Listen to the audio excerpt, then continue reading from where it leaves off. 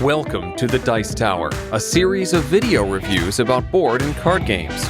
Here are your hosts, Tom Vassell and Sam Healy.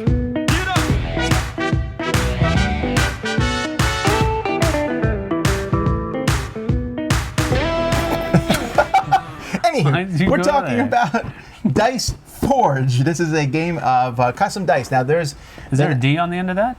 There Dice isn't. Forge. You said forged. So, anyway, Dice Forge is a game in which you will start with 2 dice. Well, you end with 2 dice, but you're changing the face of those dice, rolling to get resources. There's not been too many dice building games. There's the Rattlebones, and then there was the one from WizKids where you wrote on the dice. That's right. So I think this is the 3rd one in this. There might be another one I don't know about. This one, the dice look like Legos, almost, the way you put the pieces on to some it's degree. cool. But let's see how the game plays.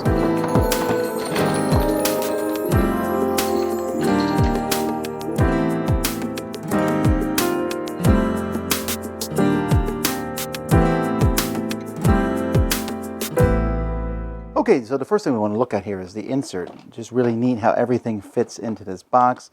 You have the cards, you have pawns here, the tiles, the dice that you have here.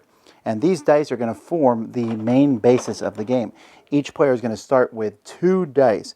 One dice has this purple gem on the side. It has 2 victory points, and the rest show 1 gold. The other one has 1 gold on all the sides, except one side shows this orange crystal. So you're going to have this tray here, and this has a rubber band around it, and actually has a slip cover on it to show you where all these tiles go. And this pulls out. These are all the different tiles that you can change and put on the sides of your dice. And you place them in the box like this, and then you get ready to play the game. Now, each player is going to have their own player board. So you can see this board here keeps track of the resources in the game. Victory points, which go from 0. I have a 0's place and a 10's place. Purple gems, orange gems, and then gold. And at the beginning of the game, if you start first, you'll have more gold than the person who goes second, etc. Each player, like I said, has these 2 dice, and at the beginning of every player's turn, players are going to roll their dice and take the resources. So here, I rolled, by the way, there's a spot to put them on your board. But I got 1 gold here, and then 1 purple stone. And everyone's going to roll dice and take resources, although you can't go past the limits, except for victory points. You can go over 100. They have 100-point chips if you go over 100. But everyone's going to roll dice and take the resources. Then the person whose turn it is has options. They can spend gold to buy 1 or more sides of dice. So when I take a look here, I'll tilt this here so you can see it. So let's say I have 4 gold here. So I could buy 2 of these. I could buy this, which is a 3 gold, and stick that on the side of my dice. So let's say I did that. I would just sit here, pop off the one side, take the 3 here, and push it on like this. And then I'm going to buy one of these here, this purple one. So I pop this off and stick a purple one there. Now my die is completely different as I roll it. So you can see here I got 3 gold, 1 more of the blue gem, 4 gold, an orange gem. Some of these, this is 6 gold. This one here, it lets you, that question mark means you can choose. So when I roll this, I can pick either a gold and orange gem or a purple gem. Sometimes it gives you different things, like this one here gives a victory point and an orange gem. And down here, 2 of the different gems, 3 victory points, 4 victory points. These bottom set down here, they don't have any costs on them. Instead, you get those from corresponding cards. That is done over here. Now over here, players, instead of buying 1 or more sides of the dice, they can go here and get a card. When they do that, they're going to take the pawn of their color. So when they'll take their pawn and they'll move it to whichever one they want to buy. So they go to this spot here.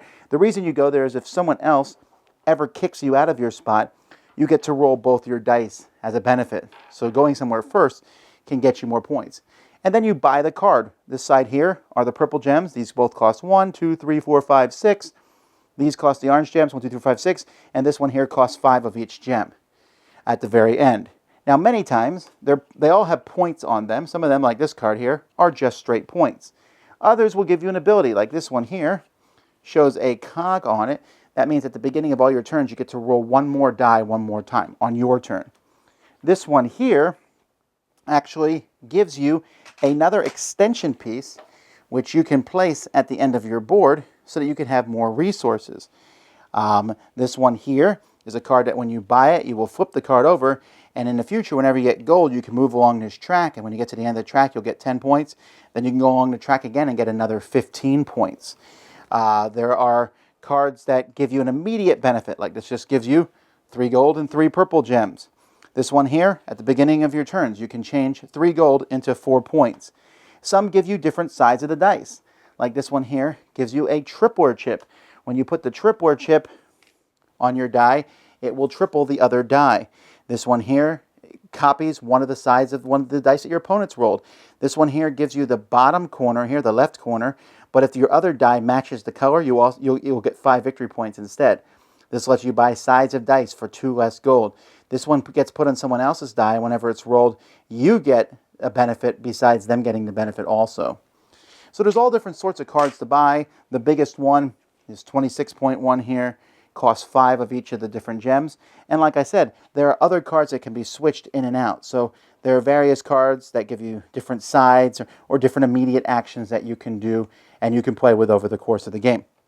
Every time it gets back to the first person's turn, and the first person has a marker like this, we're going to move this piece here, and when it gets to 9 or 10 rounds, based on the number of players, the game is over. At that point, you'll add up all the points on your cards, plus points that you've gotten over the course of the game by rolling points and things on your dice, and whoever has the most points is the winner. This is not necessarily, we're trying to compare this to other games too much, but in Rattlebones, the dice, when you took them off, you had to actually have a tool. Yes. And they would pop across the room. Yes. In this game, in which you are going to change the size of your dice probably like 10 to 12 times over the course of the game, something like that. Did you think it was hard to do, easy to do? Where would you put it? It still had the problem that I think Rattlebones had, in that especially if you're changing a lot of the faces of the dice, people were waiting for you to get everything done, and then we could all roll our dice together. That was something that I felt in Rattlebones, and it's also something I felt here, where it takes a while, not a long while, but a while, to get all those faces of the die back into place, and that slows the game down a tad, not much. I think that's only because the game is so fast. Yes. You roll dice. The longest part of the game is when someone's like, what do I buy? Sure. That's easily the longest, but because you roll your dice and all right, we're ready to roll the dice again after you bought. Yeah. And I didn't find it to be that big of a problem. No, it's, again, like I said, it's not a huge problem, but it is a slight downfall. But on the other hand, it is also kind of a cool thing because everybody rolls their dice on everybody's turn. So everybody's engaged on everybody's turn. There's very little downtime. The only downtime, really, is when people are picking what to buy and then waiting for people to fix the faces of their die if they choose to upgrade I their die. found that part to be a little fiddly, popping. I wish they would have given you a little tool even if you didn't use it. But, yeah, it's a little fiddly. It's not a major issue, but it's annoying. And they take a little... Maybe it depends. Some faces maybe haven't been popped out and back in and back out as much as some of the other ones, so they're a little harder to pop off. But it felt like sometimes you were like, come on, People with smaller fingers and maybe longer nails will not have as much of a problem. Yeah. They'll pop right out. But with... So if you're well manicured, you can't play this game I know. as well. My meat hooks, they were having a problem, yeah. I still liked it, though, the idea, the concept. Oh, and I absolutely. felt that this was for me, I didn't think much about it at all. The only thing I thought was the dice don't roll as well as regular dice, but they still roll well enough. Yeah. And I do wonder if the stuff will rub off the sides of dice in time. I don't know. We haven't played it long enough for that to see if that will happen or not. But I hope that's not the case. But I really love, I have to say, this is one of the best inserts to a game I've ever seen. How it holds everything in place, the components of the game. I love how they have all the things in a sheet, and then you just slide it in. It really holds everything really well. Yeah. It's easy to set everything up. In fact, we did not do it when we played, but you can put that in the box itself, the tiles. So you're using everything for the game. What did you think about the theming and pictorials? It looks like it's in the Seasons universe. Did these have to be stickered? No. If they had been, I would have had you do it. No, I would No, not. the game is very pretty. I love the artwork. Yeah. I love the colors. I love how vibrant the whole thing feels. Yep. The theme, I don't know anything about it, and it could have been anything, and I'm trying to remember now what the theme is. Welcome to the realm of gods. Your courage and intelligence have led you to us, but this is just the beginning. The gods of a grant are having a tournament in which we are trying to be a demigod. Did you know that? But that's because this game falls in that category of just a basic, simple game, the same category of Splendor and Century and Dominion, Yes, right. where the mechanisms are so quick, so fast, so strong, that the theming doesn't necessarily need to be there. No, You're looking for it more than we are. It does but have the aesthetic, though. Yes. Without the theme, you lack the aesthetics.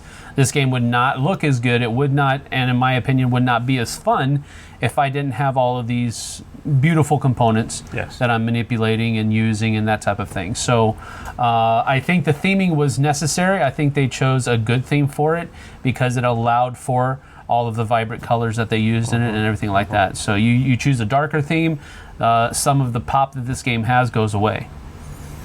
Now, I really like the game a lot, okay? But it's almost like it's a fun kind of throwaway game. I don't know how to explain it because the game scales well. I played it with all the player counts, and it plays very quickly, and you come back and play again. I don't know that there's a ton of options, right? You're going to try to get a lot of money and then try to get points, and maybe you're going to try to get the tripler chip if that's in the game. By the way, I do like that the cards switch in and out. That adds some variety. But the tripler times the points, that gives you points that way. Or maybe you're going to buy expensive cards, or maybe you're going to buy the one card that lets you trade golden for points. But there's not a lot of options. In the games that I've played, it's not like in the fourth game, like, ooh, I never thought of that before. Sure. No, I feel like I've seen it all. Right. That doesn't make the game unfun, though. Right. It just means that there's not a whole lot of depth to it. It's just an entertaining good time. I don't know if there are cards out there that do that, these cards that you can buy, but I was always wanting to see, because I was never really at a loss for gold. There were times where I would wish that I could have spent gold to get either red or blue gems. Well, yeah, there's no cards that transfer between those. That'd be interesting. I thought that was a lack in the game. And maybe that would make then red and blue gems too common, and which would make all of these other cards too easy to purchase. Maybe that is why. Well, there's a way to it change is gold. like There's that. multiple ways to change gold into points, though. Right. I understand that, but sometimes you want that card and you can't get the red or blue gems to get that card.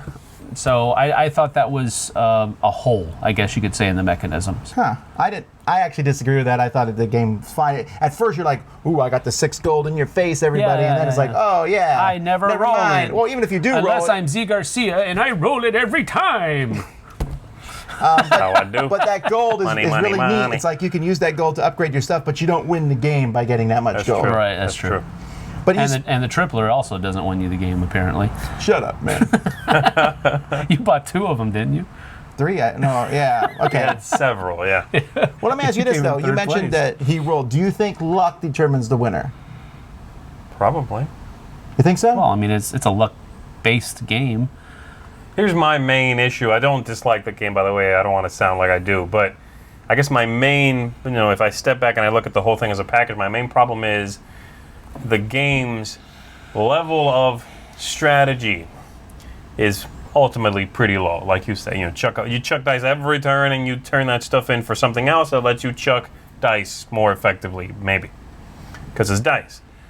But then the amount of stuff you have to teach someone getting into the game, there's every card and every piece and every, with the ×3 and the little split and the little this and, all the things around that board.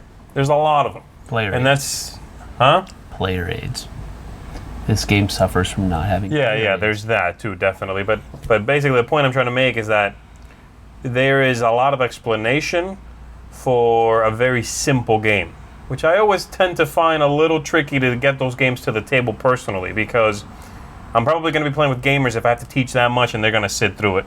Because I know my friends who are not gamers aren't going to be like, yeah, sure, explain all these symbols to me, yeah.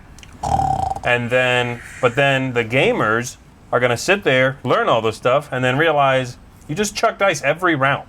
and you do what they say. There's none of this like, I pay to change the die, I push my luck and re-roll. You chuck the dice and you get the stuff. And yes, you can make some choices as to what you buy, but that's pretty much it. All of that just translates into you rolling more dice. That's my main concern. So I worry about who the target audience here is. It's kind of like dessert for gamers. Maybe that's the target audience. There you go. I'm using that phrase now. Dice Forge, dessert for gamers. Yes. But yeah, that was my main issue really with it. I don't know. I think that's a little bit of a sell short. I'm not trying to say that I'm the exact opposite of what you just said. But you are. But no, I'm not. Because I think that there's more strategy than what you're allowing for. I mean, for example, the ones that I bought were the ones that those dice faces that I had you guys put on your dice, and that was giving me stuff in addition to what I was rolling. I think that's a viable strategy as well. You went definitely with the money route. He went with the tripling route, and so there were three. Triples. Those were three. I mean, literally valid ways to win the game, but I think any one of us could have won easily. Because you could have rolled better, yes. Understandably so, but based upon those different strategies. I still think the take. choices matter a lot in this game. I know you're saying roll better, but I think the choices, and there's a lot of sides of dice where you pick the resource you get. Yeah. And don't get me wrong, again, I understand that you are trying to create combos between the two dice. I don't want to come across like I didn't get the game. I understand how it works, but you still got to roll the faces if you want to trigger the combo. Well, what do you give in the game then? I'm going to give this one Funky Purple Stone up. I liked it. Again, I think it's an interesting game. It is gorgeous. It's a stellar production. They lose no points from that.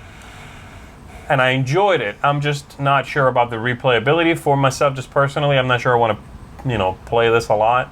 And I do worry a little bit about its target audience. So one Funky Purple Gem up. I'm going to give it 2 powerful heroic feats up, because this is absolutely the game that Rattlebones dreamt of being.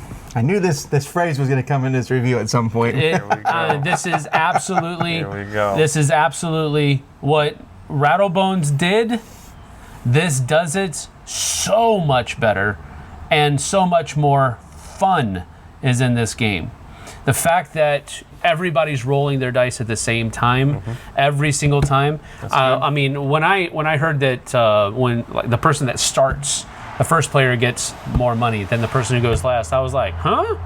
That's weird, right? But the reason is because you get to build up through everybody else's turn, whereas the first person, that's really cool. That's a really cool flip-flop on how start player things usually go.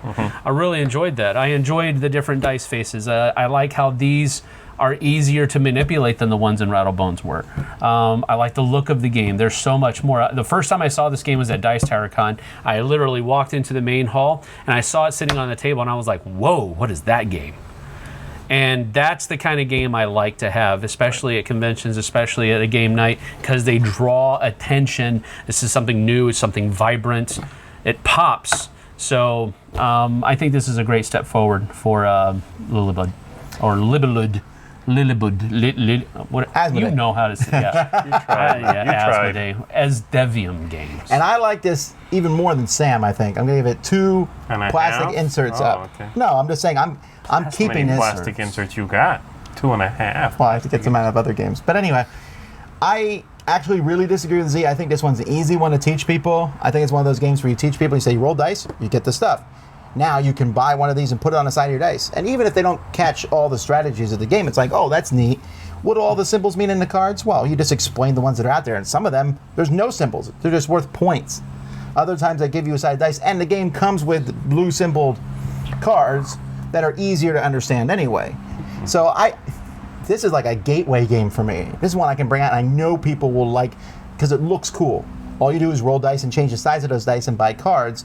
And there's some more intricacies that can be there. And probably, if this game does well, there will be expansions that add even more cards. Yeah. But even without that, I'm not keeping this as I hope expansions come out. Even without, I think it's a neat game and one that I think that I could teach to a lot of people. I really like it. I love the look of it, and it just meets that whole. It's that same Splendor and Century thing for me, where it's like, let's do something, a really quick game. Everyone's moving pretty fast. You get your resources. You end. Everyone had a good time, whether they won or not, because they did something. Right. And that's Dice Forge for me. Cool. That's what we have on Tom Vassal. Z Garcia, thanks. Sam Healy, see you on the flip side, folks. Thanks for watching our review today. For more information about board games, as well as the #1 board game audio podcast, check out Dicetower.com for reviews, interviews, and more. I'm Eric Summerer, and you've been watching The Dice Tower.